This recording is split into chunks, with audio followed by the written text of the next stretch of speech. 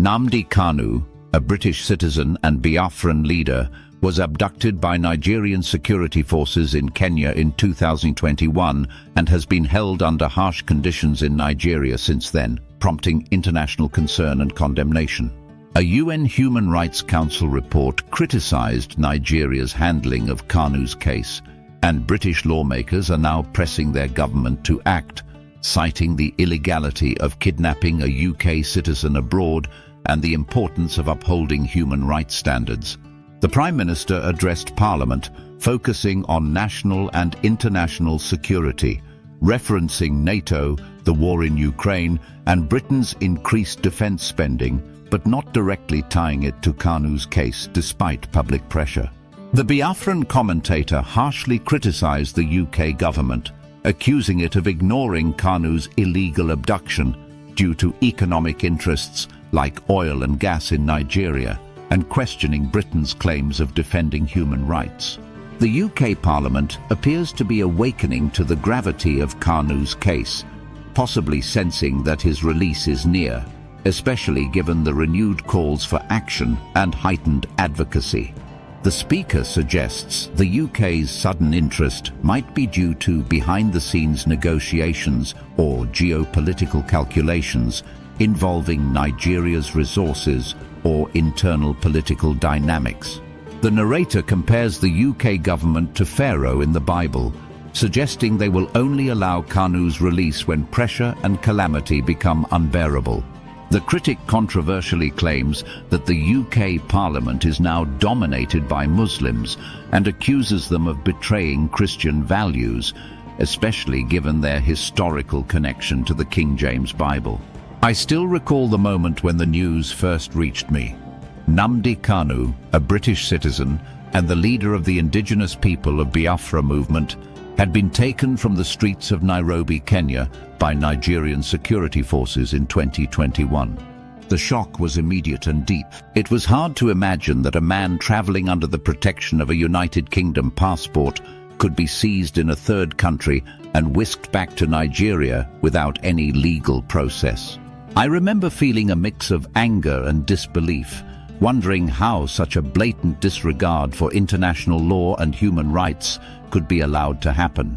Over time, the story unfolded in a way that painted a complex picture of geopolitics, legal ambiguities, and the human cost of political struggles. And I want to walk you through every twist and turn of this saga with all the detail it deserves, in a conversational tone that keeps things clear and personal. At the heart of this story stands Nnamdi Kanu himself, a man whose life has been intertwined with calls for self-determination for the people of Biafra. Born in Abia state in southeastern Nigeria, Mr. Nnamdi Kanu spent much of his adult life in the United Kingdom, where he acquired British citizenship. There he founded Radio Biafra, a service that broadcast news, commentaries, and calls for the restoration of the defunct Republic of Biafra, which had declared independence during the Nigerian Civil War in 1967. He became a lightning rod for controversy, hailed by supporters as a bold voice for the rights of his people, and vilified by critics as a dangerous agitator.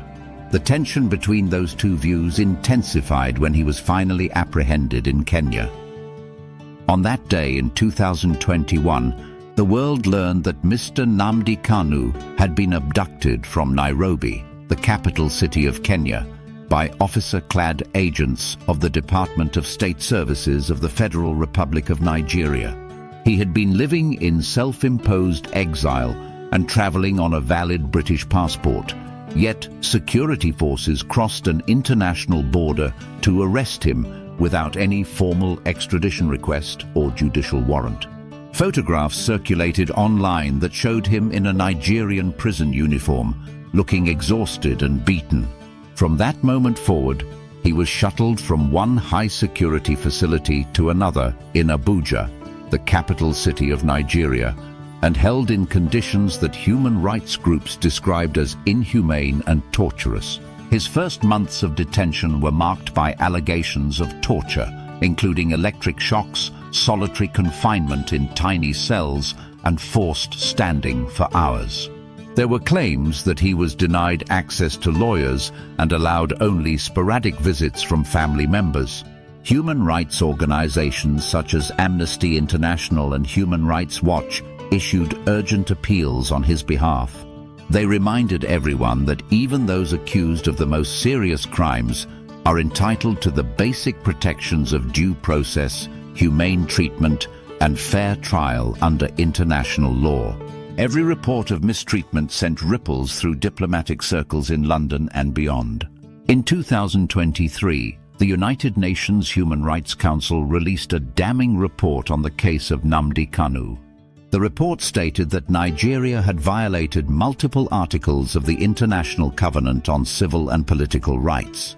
It criticized Nigeria's failure to provide public evidence of criminal charges, to allow meaningful legal representation, and to hold a credible trial in a reasonable time frame. The United Nations rapporteur called for the immediate release of Mr. Nnamdi Kanu, or, at the very least, a transparent judicial process that met international standards. The language was scathing, and it made headlines across Europe, Africa, and North America. Governments could no longer ignore the situation without risking their own credibility on human rights issues.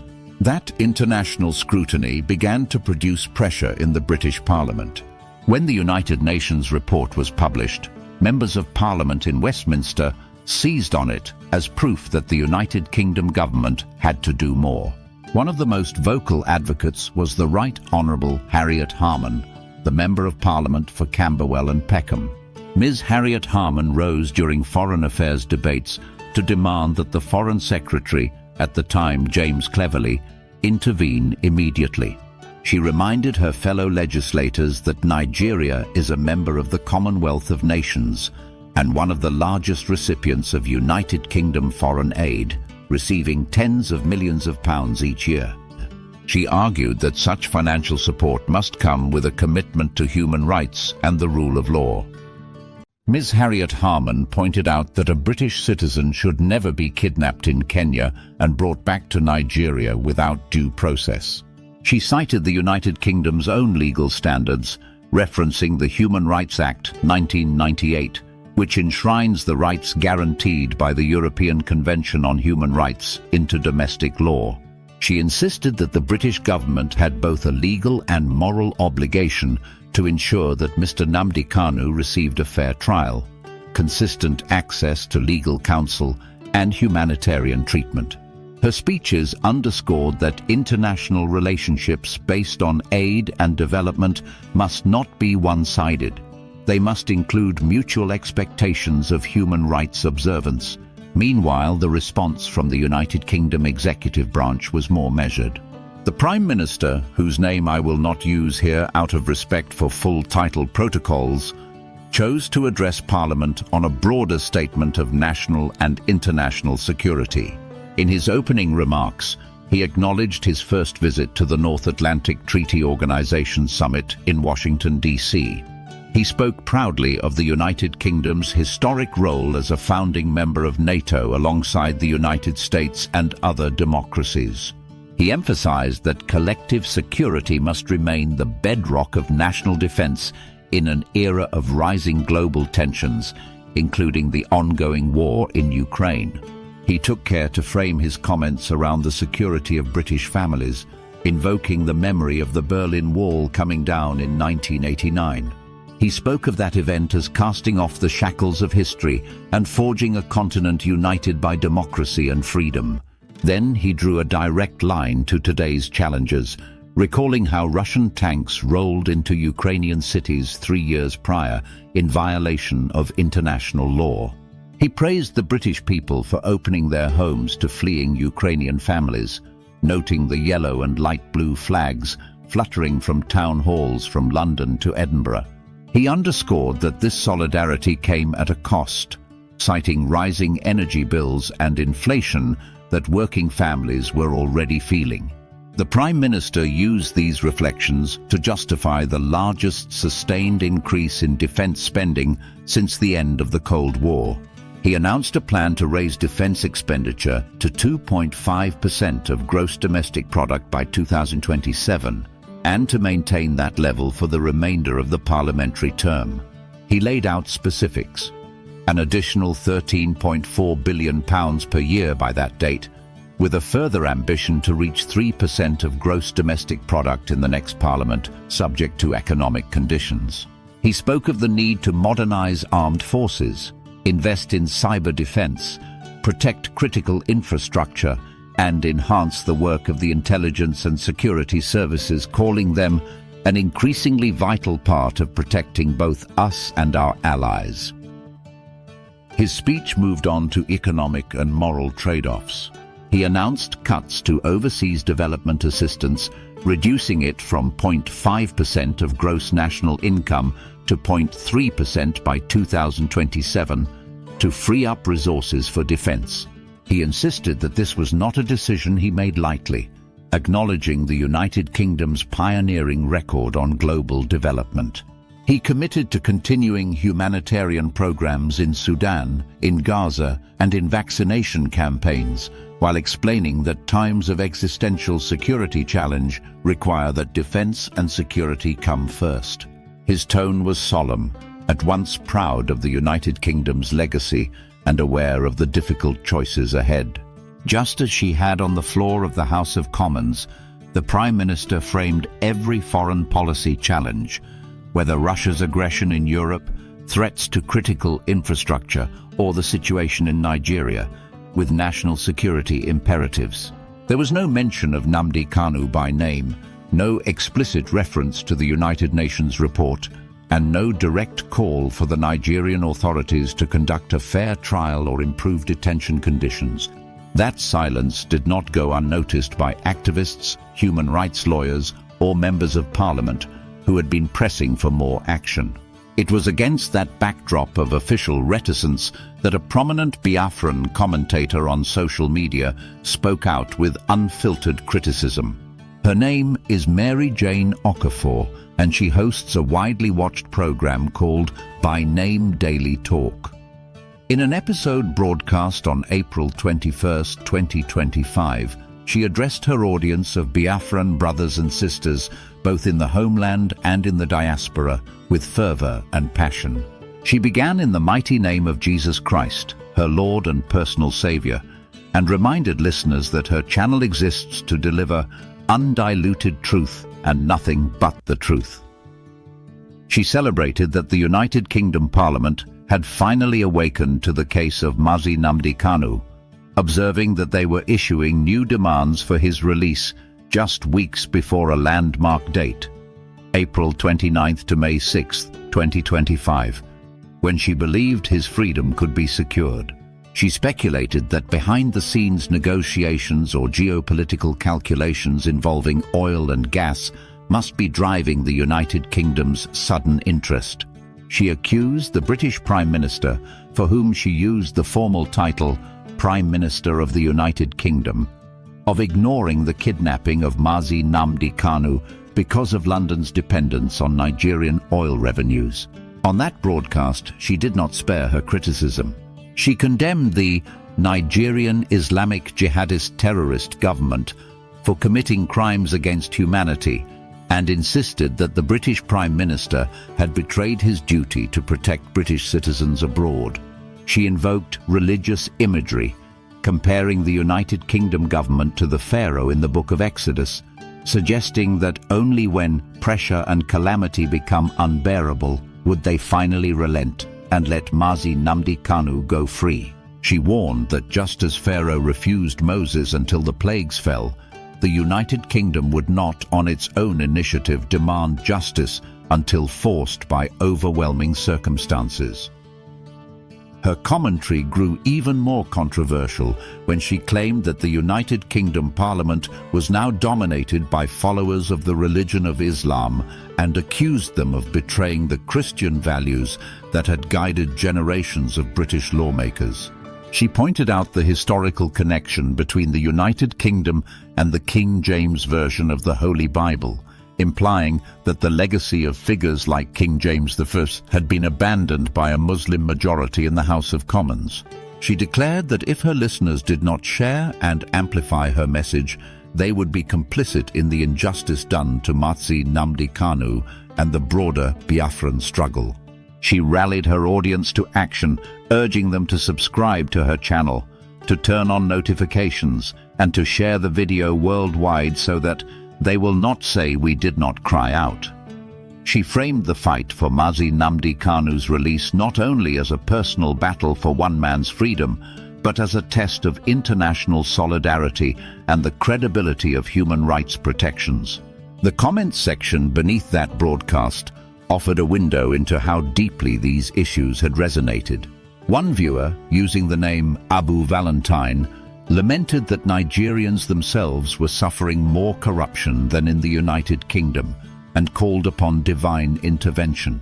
Another commenter, who identified himself as Obama, Iyaji Obama, argued that the real power brokers were external actors and that Nigerians had to recognize the role the United Kingdom historically plays in regional politics. Unique, another participant in the discussion, declared that the United Kingdom was the most wicked nation on earth for its 5-year silence since the abduction. As the debate raged on, Anthony pointed out that the Directorate of State Services in Nigeria had no legal basis to hold Mazi Nnamdi Kanu, since he had been discharged and acquitted by Nigerian courts in the past. He demanded that the non-governmental security outfit obey court orders. Isaiah wrote that the Prime Minister ought to feel ashamed for not requesting his government to demand the release of a British citizen abducted by another government. Adam suggested that once lawmakers settled their own domestic affairs, they looked outward to extend their influence, hinting at double standards. Noble Samson took the conversation in a different direction, arguing that Islam was a more serious threat than Russia, a claim that sparked heated disagreements. Jeremiah Oahare insisted that Nigeria's ruling All Progressives Congress government should face trial in an international court for atrocities against the indigenous people of Biafra and against Mazi Nnamdi Kanu. Joe Business suggested that the United Kingdom's newfound activism on this case reflected oil and gas interests. The smart of Flexible criticized the polished English of official statements as empty grammar that lacked genuine moral force.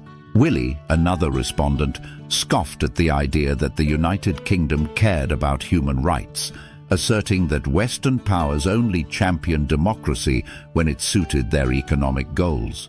He asked rhetorically, who could honestly say that Nigeria had treated its own citizens well, highlighting the broader sense of frustration with governance in both countries. Through all these reactions, a few themes emerged.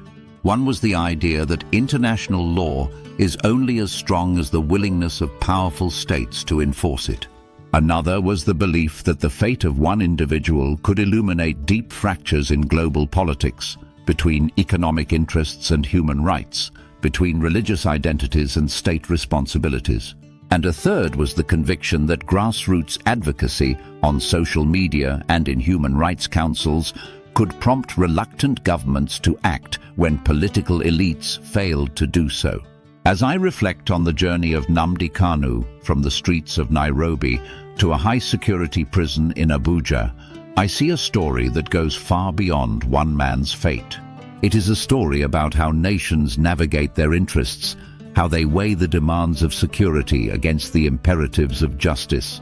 It is a story about a people, those who identify as Biafrans, who feel shut out of national narratives in Nigeria and seek a voice on the international stage.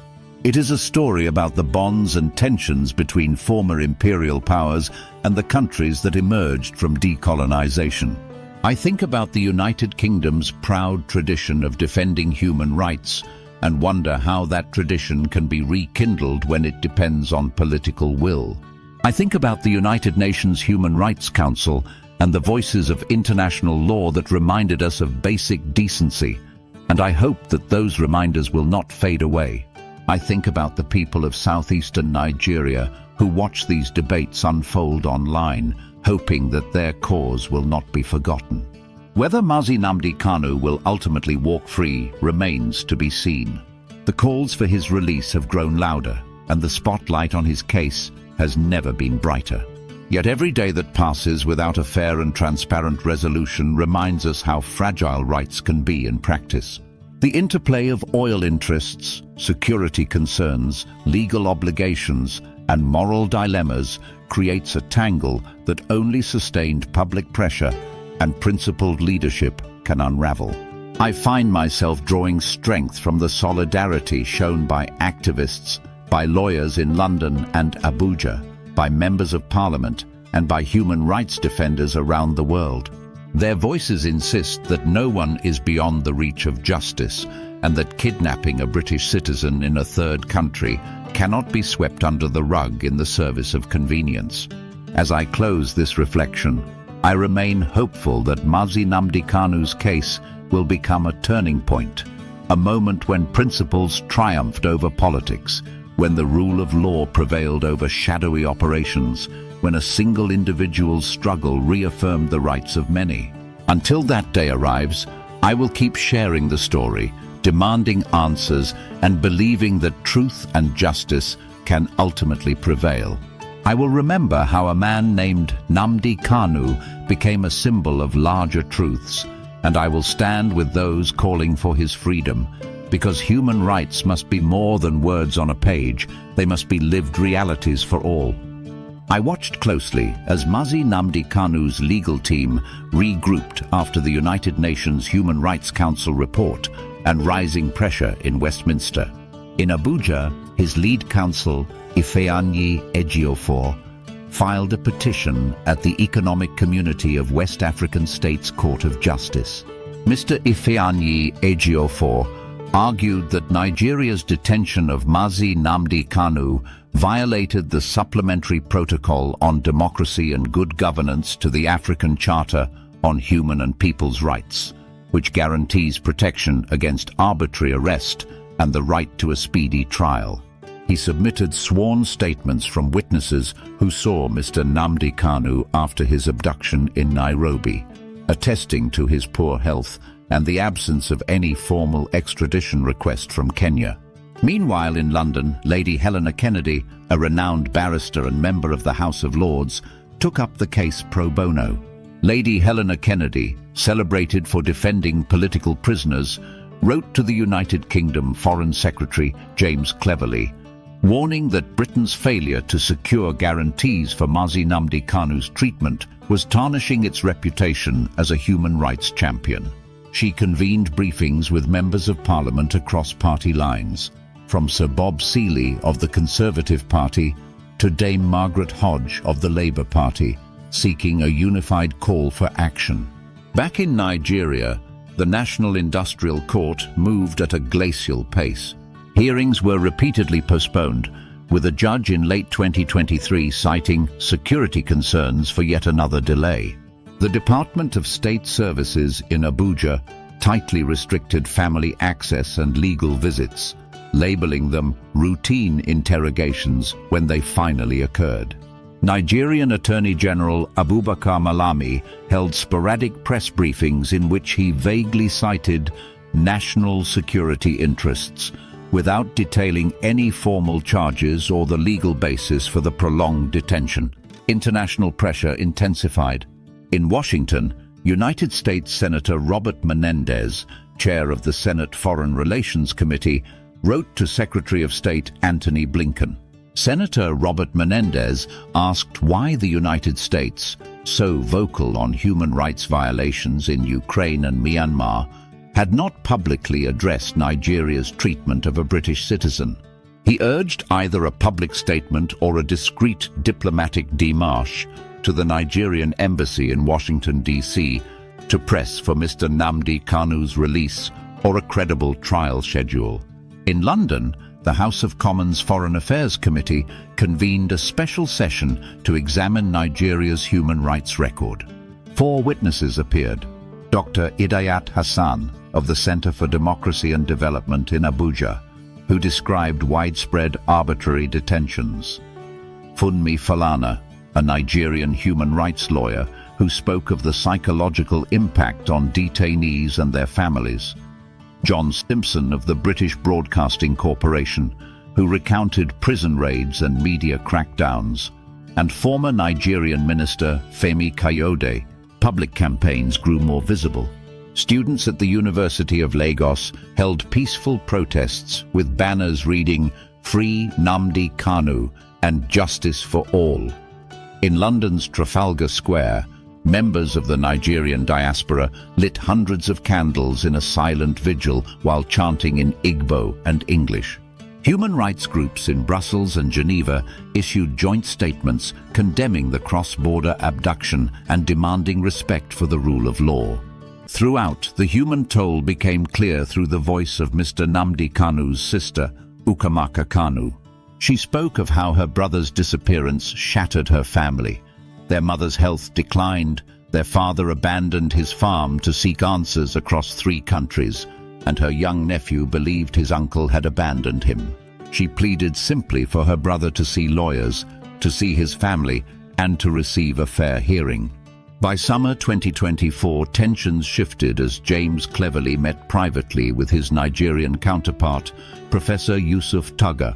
Professor Yusuf Tuggar, a former ambassador to Germany, insisted that Nigeria's actions were an internal matter, while Mr. James Cleverly reminded him that Nigeria's democratic credentials depended on upholding human rights.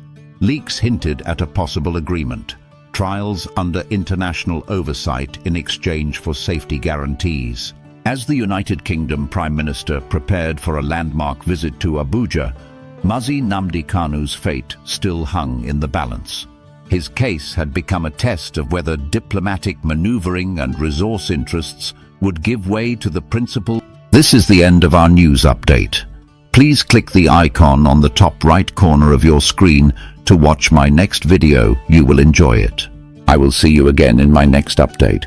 Enjoy the rest of your day. Goodbye for now.